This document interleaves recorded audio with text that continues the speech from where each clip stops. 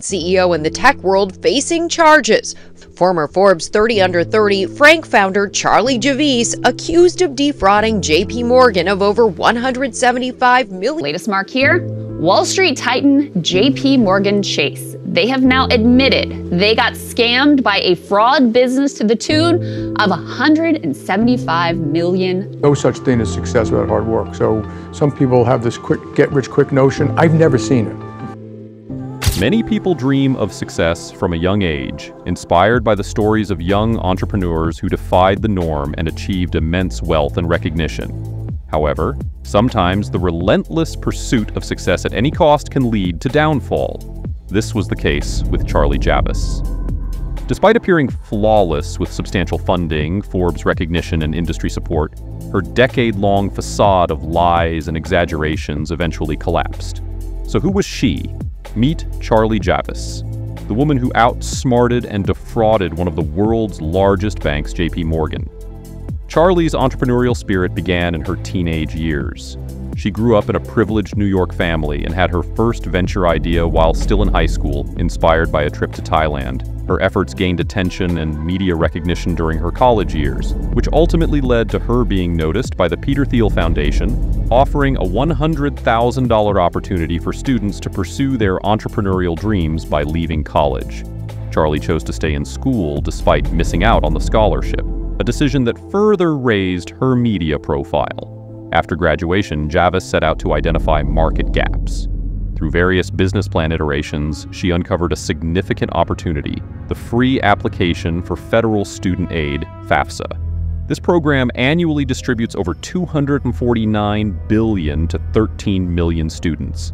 But the application process is notoriously complicated, leaving billions unclaimed. She aimed to simplify the process to just 5 minutes or less, determined to help students. This was the core idea behind her project, which she named Frank, to represent honesty. Leveraging her connections and status gained from media exposure, she swiftly secured over $20 million in funding and attracted more than 300,000 users.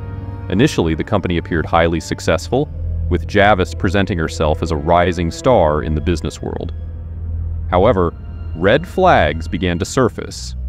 In 2017, the Department of Education issued a cease and desist letter due to concerns that Frank was misleading students into thinking it was affiliated with the government's official website. The company clarified its lack of government ties, but more troubles followed.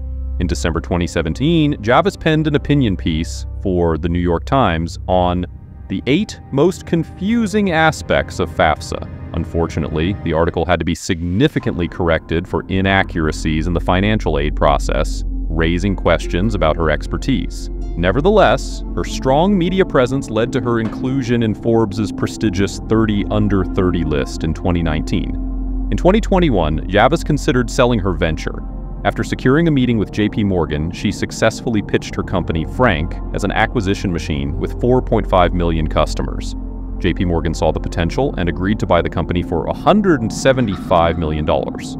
However, during due diligence, Charlie concealed the fact that the customer count was far lower at fewer than 300,000. In July 2021, Charlie faced a crucial decision. To secure a profitable deal, she had to choose between revealing accurate figures and risking the deal's collapse or fabricating numbers to ensure the acquisition. Concerned about a past bidder withdrawing due to real numbers, she chose to manipulate the data. To obtain a customer database with over 4 million emails, Charlie initially asked her engineer, who refused. Then she turned to a professor for help. Together, they created over 4 million fake accounts using an algorithm, which was submitted to JPMorgan and surprisingly accepted. Charlie rewarded the professor with $18,000. To conceal their actions, they destroyed the fake customer list and acquired another data set. After finalizing the deal, Charlie received $10 million in compensation and a $20 million retention bonus, while Amar became an executive director and received $5 million with a $3 million retention bonus. Charlie celebrated on social media, but her illusion of glory quickly crumbled. A few months later, JPMorgan was integrating Charlie's company into their operations, aiming to leverage its large customer base. When they sent emails to 400,000 Frank customers, it was clear something was wrong. Only 20% were delivered, and just 1% were opened. An investigation revealed a problematic email exchange with a corrupt professor. Both Amar and Javice were suspended from JPMorgan, and in December 2022, the bank filed charges against them. Javice attempted to countersue, but in April 2023, the court found her guilty on 4 counts, including inflating customer numbers and fraudulently inducing JPMorgan to acquire her company. It's shocking that she thought she could fake numbers, lie, and get away with it while collecting her paycheck from JPMorgan without deeper scrutiny. When we dig into Charlie's past, her squeaky, clean image crumbles. Her first venture, PowerUp, a micro-lending platform for developing countries, was never officially registered as a company. It lacked records despite her claims of customers and partnerships, which some partners denied. She stated, PowerUp raised $300,000, but a former board member revealed not a single loan was ever issued. Her assertion of turning down the Peter Thiel Scholarship was debunked by Michael Gibson, who managed the grants. He noted she was never offered a fellowship and cited her dishonest presentation during the scholarship trials. This pattern of deceit is evident throughout her history. Despite multiple setbacks, she moved on to her next project, Frank, and secured $10 million in funding.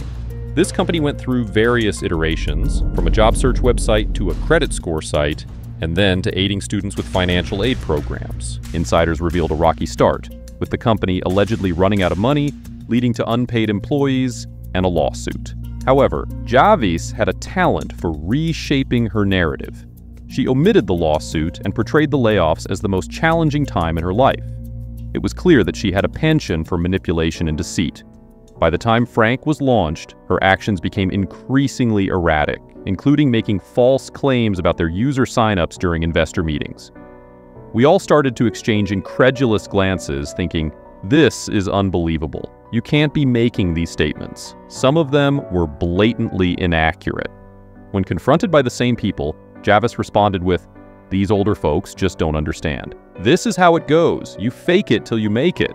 During a podcast appearance, she admitted, "As a founder, I tend to be overly optimistic. Sometimes it works, but sometimes it doesn't. I have painted a rosier picture than reality at times." Employees' testimonies revealed a bleak internal atmosphere in the company. They described a miserable environment with management solely focused on user-based growth, neglecting other concerns. Charlie Javice's story is yet another cautionary tale, echoing cases like Elizabeth Holmes and Sam Beckman-Fried. In each instance, their marketing skills overshadowed their management abilities. Javice used deception to rise to the top, but her attempt to deceive JPMorgan had severe consequences, highlighting how the fake it till you make it mentality can backfire.